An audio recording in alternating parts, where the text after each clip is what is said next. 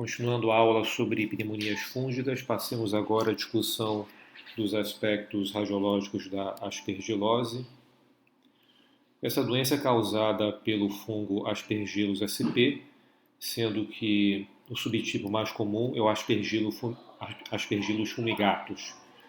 Existem 5 formas de apresentação: o aspergiloma bola fúngica, a forma broncopulmonar alérgica, a forma semi-invasiva ou necrosante crônica e uma forma invasiva de vias aéreas e invasiva vascular, ou também conhecida como angioinvasiva. Então essas são as cinco formas de apresentação da aspergilose e que são dependentes da virulência do fungo agressor e também do estado imune do paciente. Esse é um quadro interessante de um artigo da Radiology of Infectious Disease, em que mostra a correlação das formas de apresentação com o estado imune do doente e o grau de preservação ou não da arquitetura pulmonar. Então, os pacientes que apresentam, por exemplo, um estado de hipersensibilidade com o pulmão normal, mais comumente você vai ver as formas chamadas de aspergilose broncopulmonar alérgica. Dentre elas, a pneumonite de hipersensibilidade pode estar incluída. Quando existe um estado imune normal do paciente, mas com muitas lesões pré-existentes, por exemplo, pacientes com cavidades, doentes de DPOC, você tem a possibilidade da formação do chamado aspergiloma, que não é uma forma invasiva, mas é uma forma de colonização dessas cavidades. E nos doentes imunodeprimidos, e aí você tem graus variados de imunodepressão, causados por doenças como alcoolismo, diabetes, ou então imunodepressão grave em pacientes neutropênicos. Nesses casos, o pulmão é normal, previamente normal, e você tem uma forma semi-invasiva, que é a forma necrosante crônica, ou uma forma invasiva de vias aéreas ou angioinvasiva. Passamos agora, então, à caracterização do aspergiloma ou bola fúngica. Esses tipos de apresentação ocorrem em pacientes imunocompetentes. Como eu disse anteriormente, não há uma invasão pelo fungo, mas sim uma colonização da cavidade.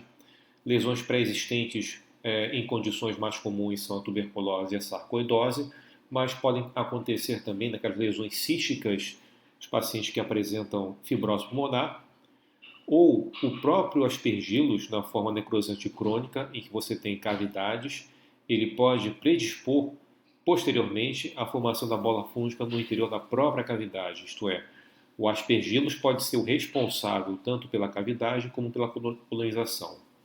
O sintoma mais comum é a hemoptise, uma característica da bola fúngica é que ela é uma lesão, é um nódulo solto no interior da luz da cavidade, diferente de outras causas com aspecto semelhante ao da bola fúngica, por exemplo, tumores que crescem na parede de uma cavidade, eles não têm essa característica de mobilidade, que a gente pode inferir por meio da mudança do decúbito na tomografia computadorizada, colocando os pacientes, por exemplo, em decúbito ventral. E um outro sinal que está muito presente no aspergiloma, na bola fúngica, é o sinal do crescente, isto é, aquela camada de ar que existe entre o nódulo, entre a bola fúngica e a parede da cavidade. Nós temos aqui uma representação em peça anatômica de uma grande cavidade com paredes irregulares e a presença aqui das hifas no interior dessa cavidade. Notem que nesse caso, por exemplo, a bola fúngica preenche quase totalmente o interior da cavidade. Então, por exemplo, nesse caso não adianta muito você fazer mudança de decúbito, porque você não vai ver a mobilidade desse nódulo, dessa massa. O interessante é que a bola fúngica ela é originária do crescimento do fungo na parede da cavidade. Então, inicialmente você tem o espessamento da parede da cavidade e conforme isso vai crescendo, após algum tempo, esse espessamento ele se solta da parede e cai no interior da luz e fica solto ali, como aconteceu nesse caso, por exemplo. Então, o início desse processo é o espessamento da parede da cavidade. Aqui nós temos um caso, numa radiografia simples de tórax em PA, em que nós verificamos a presença de uma cavidade com parede espessa. O espessamento da cavidade, inclusive, é um critério de atividade dessa doença, e a presença de um nódulo no interior, na luz dessa cavidade. O outro caso em que eu também tenho, olha, um espessamento pleural adjacente, que é um achado comum também nessa fase ativa da doença, a presença de uma cavidade com parede levemente espessada e esse nódulo no interior. Aqui na radiografia em perfil, se projetando mais ou menos nessa região. Observem que o pulmão desse doente é um pulmão todo comprometido, né? Tanto por lesões fibroatelectásicas com cavidade, com sequela, possivelmente aqui foi uma tuberculose, e um pulmão bastante destruído, né? Aqui do lado esquerdo. Esse doente fez uma tomografia computadorizada. Observe aqui que já não existe pulmão aqui do lado esquerdo, em boa parte da cavidade torácica desse lado. E no pulmão direito, a presença de diversas cavidades residuais, possivelmente de processos granulomatosos prévios. E uma delas, olha, apresenta um contorno mais espessado, tem uma reação pleural também com o espessamento desse lado e a bola fúngica no interior da luz dessa lesão. Esse caso aqui mostra, olha, diversas lesões de aspecto fibro-residual em ambos os pulmões, mas uma delas se destaca, a presença de uma cavidade e um nódulo interior na luz dessa cavidade. Na peça anatômica, o aspecto da cavidade espessada com a bola fúngica no interior. E aqui na tomografia computadorizada, observem que ela preenche quase totalmente o interior da luz e apresenta essa fina lâmina aérea entre a bola fúngica e a parede, formando o chamado sinal do crescente, que está relatado em aspergilomas, não somente a eles, mas também, mas principalmente a eles. Aqui uma outra lesão, que a gente nota opacidade na projeção do lobo superior direito, é mais bem vista aqui na radiografia em perfil, apresentando possivelmente um sinal do crescente aqui em torno desse nódulo. E na tomografia computadorizada, a gente nota que existe mais de uma cavidade com parede espessa e uma delas é que se apresenta-se colonizada por essa bola fúngica. É importante que a gente tome cuidado também na associação da origem dessa bola fúngica, porque outras condições podem causar também esse aspecto do sinal do crescente, desse nódulo no interior de uma cavidade. Por exemplo, um tumor que cresça a partir da parede de uma cavidade de lesão anterior, ele vai ter um aspecto semelhante a esse da bola fúngica. Só que quando você muda de decúbito, ele não vai apresentar essa mudança de localização. Outras causas, doenças infecciosas podem causar, diferente da aspergilose, podem causar também um aspecto semelhante de bola fúngica, por exemplo, a hidatidose. E doentes com aneurisma de Rasmussen, né, que tem muito sangramento para o interior dessa cavidade, eles também podem apresentar um aspecto semelhante ao da bola fúngica pelo aspergiloma. Esse caso ele é um pouco atípico, porque essa bola fúngica apresentava diversas calcificações no interior. Isso às vezes acontece, não é muito comum, e está ligado ao Aspergillus niger, né, que é um outro Aspergillus que também causa colonização dessas cavidades pulmonares. Aqui é um caso interessante que a gente verificava nesse doente, que ele apresentava diversas lesões de aspecto fibro-residual, com redução do volume do parênquima no pulmão direito, retração da traqueia, presença de uma cavidade mais evidente aqui embaixo, e nessa parte de cima, uma grande opacidade, mais ou menos homogênea, parece que tem umas áreas hipertransparentes aqui de permeio, visto aqui na radiografia em PA e também aqui na radiografia em perfil. Aqui um spot mostrando melhor a opacidade do pulmão direito, né, com algum grau possivelmente também de reação pleural associada a essa lesão. E esse doente, dias depois, ele referia que havia expectorado um material sanguinolento, material com secreção, o muco misturado a esse sangue.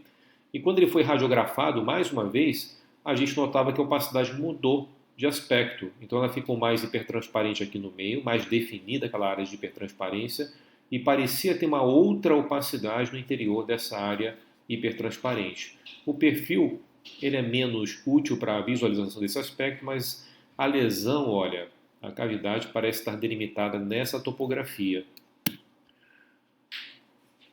Um spot para a gente poder ver com maior aproximação a lesão, olha, hipertransparente, com um nódulo aqui no interior, após a expectoração do paciente. Então aquilo era, na verdade, um aspergiloma que ficou mais evidente quando o doente ele expectorou aquele material que existia na cavidade e apareceu com mais definição aquele nódulo.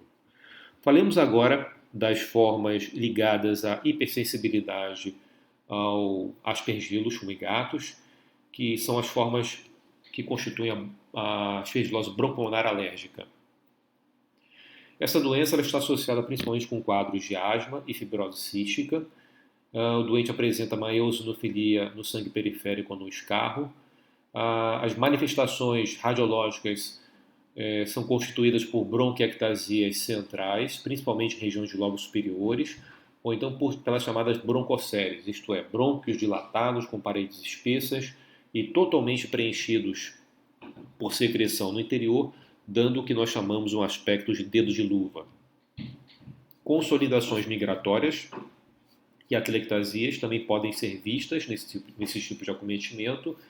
E um dado importante que é mais ou menos específico desses tipos de doença é a densidade elevada dessas broncocélies. Quando você mede a densidade daquele muco no interior dos brônquios dilatados, ele vai apresentar valores muito altos de atenuação.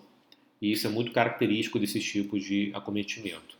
Aqui uma radiografia de tórax em PA, existe uma assimetria de densidade dos hilos pulmonares em virtude da projeção, da sobreposição de alguma lesão pulmonar que se apresenta nessa topografia. E pela tomografia computadorizada, a gente vê aqui na reconstrução no plano sagital que, na verdade, era um aspecto de grandes broncocélies, está vendo? Um aspecto meio ramificado, consequência ao preenchimento da luz dos brônquios dilatados por muco, por hifas também, pelos fungos, que colonizam esses brônquios dilatados. Aqui o aspecto da lâmina de um paciente que apresenta esses quadros de aspergilose bronquipulmonar alérgica, os brônquios dilatados, ou bronquilos dilatados, com muco, a secreção no interior, preenchendo a luz desses brônquios e bronquíolos. Aqui o infiltrado inflamatório eosinofílico, que muitas vezes está presente, associado a esses doentes. E aqui a presença eventual também dos fungos no interior desse infiltrado inflamatório, ou melhor, das secreções intrabrônquicas. O outro aspecto que pode existir de forma predominante é o de bronquiectasias centrais, como é visto aqui. Então a gente tem diversas bronquiectasias, algumas até com aspecto meio varicoso, de localização mais central, predominante em lobos superiores, e eventualmente também associados a broncocélies e pequenas lesões, tipo árvore em brotamento, também sinalizando doenças de vias aéreas no paciente que tinha uma aspergilose bronquipulmonar alérgica. Uma outra manifestação desse tipo de aspergilose é a chamada pneumonia por hipersensibilidade, como é encontrado também em outras condições. Então, a pneumonia por hipersensibilidade, você tem a presença de nódulos ou opacidades não nodulares em vidro fosco numa fase inicial, como é visto aqui, por exemplo, nesse caso. Então, você tem diversas opacidades em vidro fosco consequentes a uma reação de hipersensibilidade ao antígeno do aspergillus fumigatus. Então, isso é uma apresentação menos comum da aspergilose bronquipulmonar alérgica, mas eventualmente encontrada. Falemos agora da chamada aspergilose semi-invasiva ou aspergilose necrosante crônica. É uma doença que está associada a quadros de imunodepressão leve, como encontrado, por exemplo, em diabetes, alcoolismo, desnutrição, uso de corticoides. O fator de risco que frequentemente está presente é a doença pulmonar obstrutiva crônica. E a apresentação radiológica dessa forma de aspergilose é muito semelhante à tuberculose pós-primária, isto é, consolidações, lesões do tipo árvore em brotamento, por preenchimento de bronquíolos e presença de cavidade. Assim como acontece na tuberculose, ela tem preferência também por lobos superiores. E essa doença, além de simular quadros de tuberculose, faz diagnóstico diferencial também com micobacterioses não tuberculosas, que podem cursar com cavidades também semelhantes à tuberculose, ou com formas de apresentação da criptococose. A gente viu na aula anterior que pacientes imunodeprimidos, com SIDA, por exemplo, eles cursam mais frequentemente com criptococomas que eventualmente escavam. Então a gente tem aqui um exemplo da literatura, uma forma de doença aspergilótica crônica necrosante, que você tem diversas cavidades com consolidações nos lobos superiores, e aqui o aspecto da cavidade na peça anatômica, né, com paredes espessas e com o processo inflamatório ao redor da cavidade. Aqui um outro exemplo da literatura em que eu tenho uma forma que se assemelha bastante à tuberculose. O diagnóstico diferencial aqui é muito difícil, a não ser que haja uma correlação com o quadro clínico do paciente, em que eu tenho aqui duas grandes cavidades com paredes espessas, lesões do tipo árvore em brotamento periféricas e pequenas consolidações também periféricas à lesão principal. Passemos agora a outra forma de aspergilose invasiva, que é a aspergilose angioinvasiva, aspergilose vascular. Desculpa, a aspergilose invasiva ela pode ter uma forma angioinvasiva e também pode ter uma forma de vias aéreas, né, em que o achado principal é o de traqueobronquite, bronquiolite ou bronquiectasias. Bom, a aspergilose invasiva está associada a quadros graves de imunodepressão, pacientes que apresentam uma baixa importante de neutrófilos. O diagnóstico é diferencial, o diagnóstico é difícil porque existe colonização natural do fungo em algumas situações. Existe uma forma de vias aéreas invasiva, que, como eu falei, cursa com quadro de traqueobronquite, consolidação e doenças de pequenas vias aéreas, e uma forma angioinvasiva, em que as manifestações mais comuns são de nódulo com halo em vidro fosco. Nas fases em que há a recuperação desse doente na forma angioinvasiva, você tem o sinal do crescente e alguns outros sinais presentes na angiotomografia que eu vou comentar. Então, isso é uma apresentação de uma forma invasiva de vias aéreas, com aquele quadro típico do preenchimento dos pequenos bronquíolos, dando aquele aspecto de árvore em brotamento, de opacidade centrolobulares. Aqui a peça anatômica mostrando os bronquíolos totalmente preenchidos, como se fosse uma doença de vias aéreas tradicional. E aqui o aspecto na histologia mostrando o bronquíolo invadido, né, acometido exatamente por esse fungo.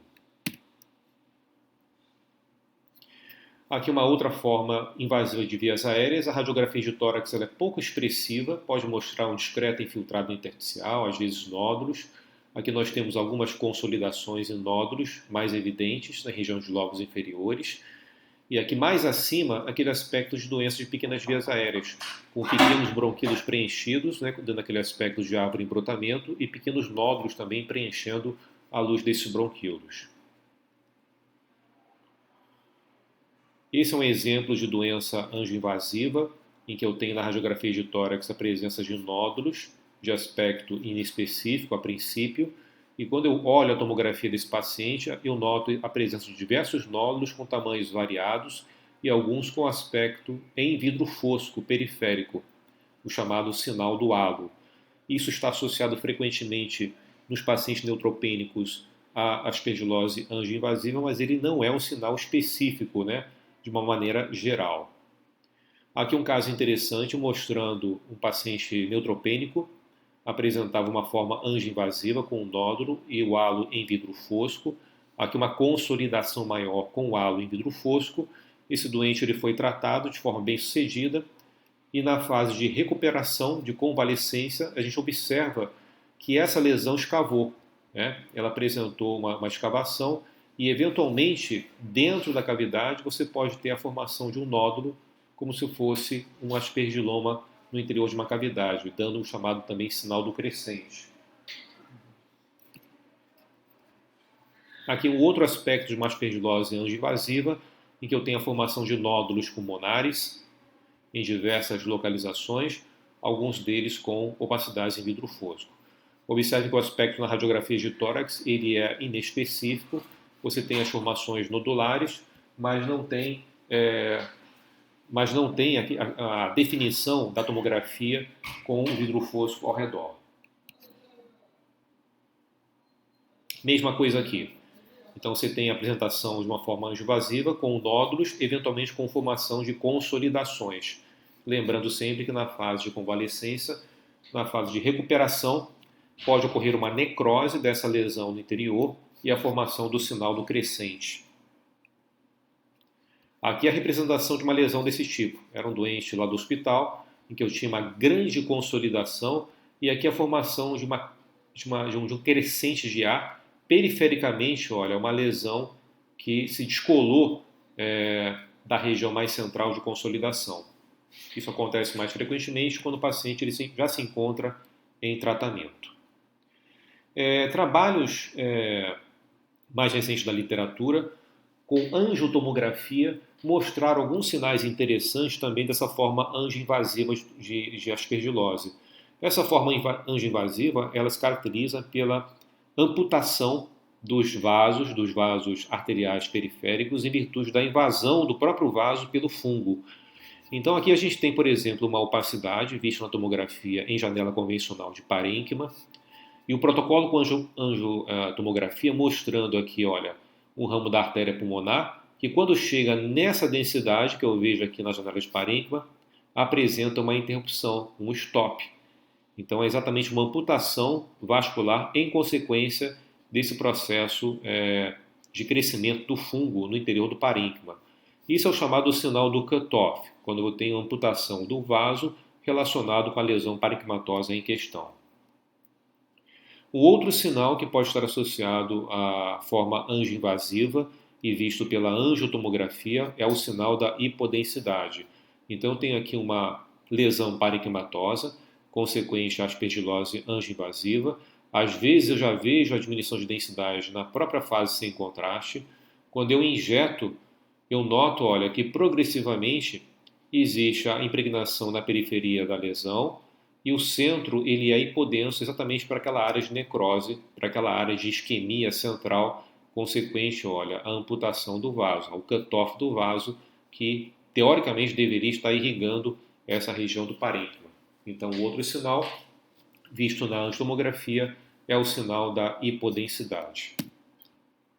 E para finalizar, aqui um aspecto na histologia e na peça macroscópica dessa lesão angioinvasiva, em que eu tenho a necrose central e o halo periférico de hemorragia, aqui visto também na histologia em maior aumento.